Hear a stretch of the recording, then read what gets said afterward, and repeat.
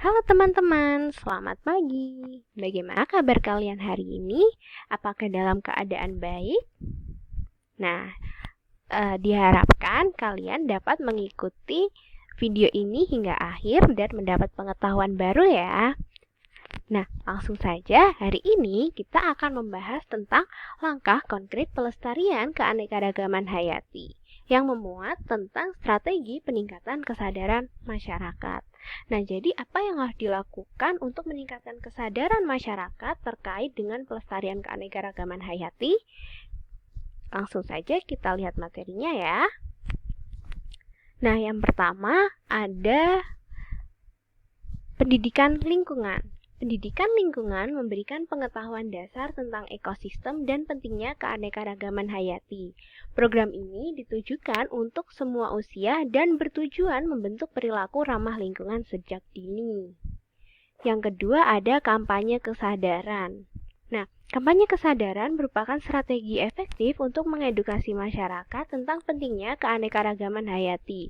Banyak lembaga sudah melaksanakan kampanye ini melalui cara publik dan pemasangan papan informasi. Yang ketiga ada keterlibatan komunitas.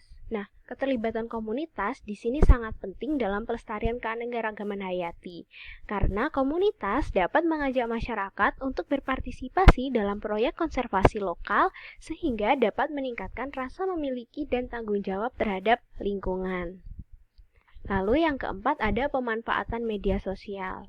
Nah, di era seperti ini di mana informasi berkembang dengan cepat melalui media sosial, kita dapat memanfaatkan media sosial sebagai upaya peningkatan kesadaran pelestarian di masyarakat.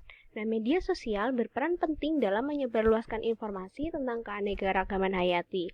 Melalui platform ini, pesan pelestarian dapat dijangkau oleh audiens yang lebih luas dan mengajak partisipasi aktif dari generasi muda.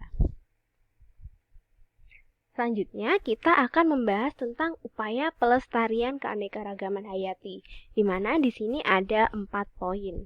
Nah, poin yang pertama adalah perlindungan habitat.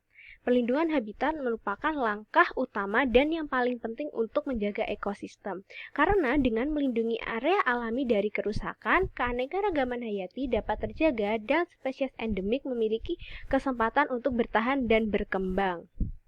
Yang kedua yaitu konservasi spesies.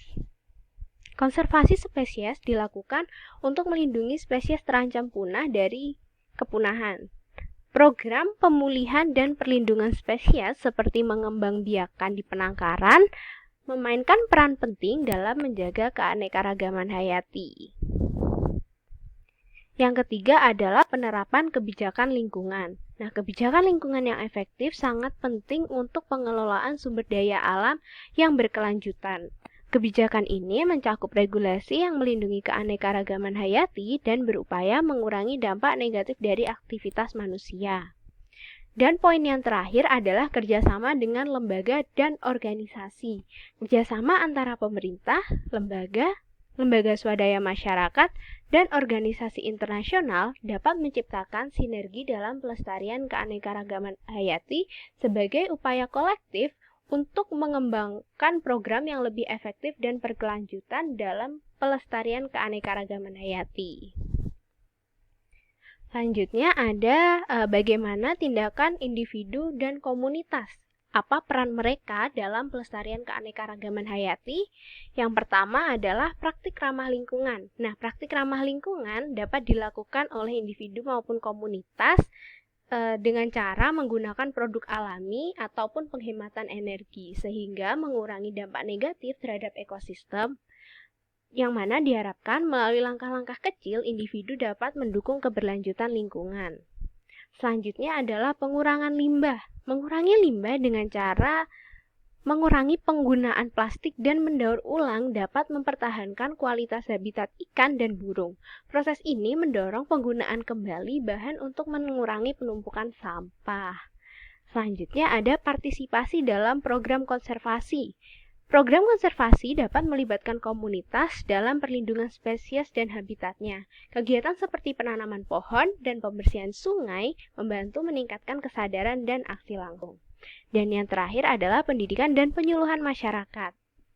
Pendidikan lingkungan melalui seminar dan lokakarya meningkatkan pengetahuan masyarakat tentang pentingnya keanekaragaman hayati. Pendidikan ini merangsang tindakan kolektif untuk menjaga lingkungan dan spesies yang ada. Jadi, itu tadi adalah langkah konkret pelestarian keanekaragaman hayati tentang strategi peningkatan kesadaran dalam masyarakat. Setelah mendapatkan materi ini, semoga kalian dapat menerapkannya dalam kehidupan sehari-hari ya. Terima kasih dan tetap semangat.